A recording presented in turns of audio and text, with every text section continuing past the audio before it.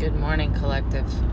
How are you? January 16th, 2025, 9:49 a.m. I feel like this might be a long, lengthy little tutorial here. But if you stick with me, hopefully I can help you hear the voice of God if you are struggling with that right now. Because if you cannot hear the voice of God and you are seeking, possibly try this. So, when you seek God, He will let you find Him in all things. So, you might ask Him to start revealing the truth. Now, I grew up in the church. I had a backbone in Christianity, my faith, since I was born into the church, okay? I thought I would be a pastor one day. I'd been baptized 3 times. I'd given my life over to Christ 2 or 3 times, dedicated it. And it wasn't until my last, I'm going to call it a Kundalini awakening, because I've had many awakenings in my life, but not one quite like that one. So if you're having a spiritual awakening, that could be God handing out His hand for you to grab. So let's chitty chat. 7711 just passed me, so that might be relevant. 1:37 on the timer. Let's see here. So like I said, I had quite an extensive background in Bible studies, and nothing quite hit me like it did on my awakening in 2021. So listen here.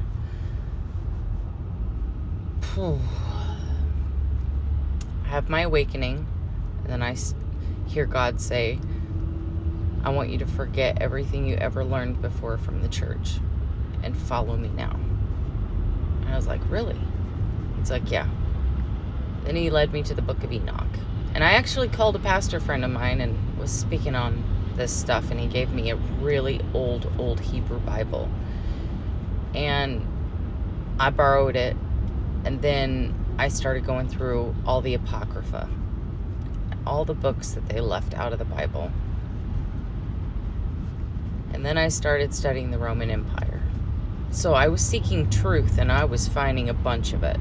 And a lot of it had to do with the poison of what the backbone of the church is built on. He wanted me to understand that the knowledge I had prior had all been tainted and poisoned, and He wanted me to relearn in His way. When I started to do that, it literally, like an FM station, got tuned in, and now I could really hear the voice of God all the time. And the more that I was seeking truth, the more that I was able to expand my awareness, my faith, my belief, and I became kinder and gentler and more gracious in all things. This was so elevating for my vibe, my tribe. I mean, I did so much work that I had like 5 spiritual awakenings in my family, and these were really toxic, karmic people. So when I tell you that anything is possible through God, it really is. So if you're having trouble today, start seeking the truth, unlearn everything from your past, and then when you're ready, you like stitch it up like a blanket. You sew all the pieces together, because they're all meant to be there. Just not quite in the order it was taught to you. It was taught to you with intention of harm, knowingly or unknowingly. It says this in the Bible many times. Start seeking some truth, and ye shall find. Promise. I love you. And if you do things not for yourself, but for the greater good of all decisions that you make in your life, everything that you do, realize that creates boomerangs in this universe. I love you. I forgot to mention something. How pissed I was. After reading the Apocrypha and the book of Enoch, I was like, this is just a book that teaches you magic and how to actually live in spirit with the Holy Ghost as he's living in you, through you, doing things around you. Like, it is like a journal of how to perfectly be spiritually. I don't know why the hell they would leave that out of the Bible and say, well, we didn't really find that these were relevant books, or they were hearsay of whether they were a part. Oh, no. It would give the church no place to be. That's the problem. That's why they left it out, because it's perfect just the way that it was, just as he is.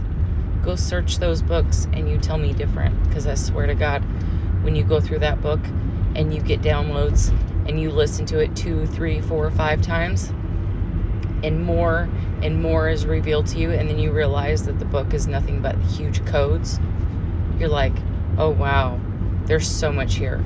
There's so much here that man is too stupid to see.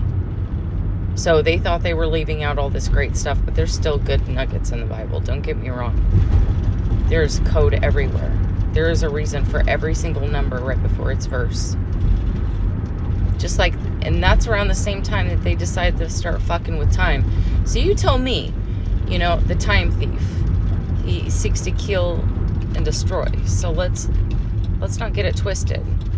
He knows the Bible better than you do, and he's definitely not going to leave in the most pertinent part for you so that you can take hold of your life and make it big, bright, and beautiful. Okay? Chin up, soldier. Love you. Bye.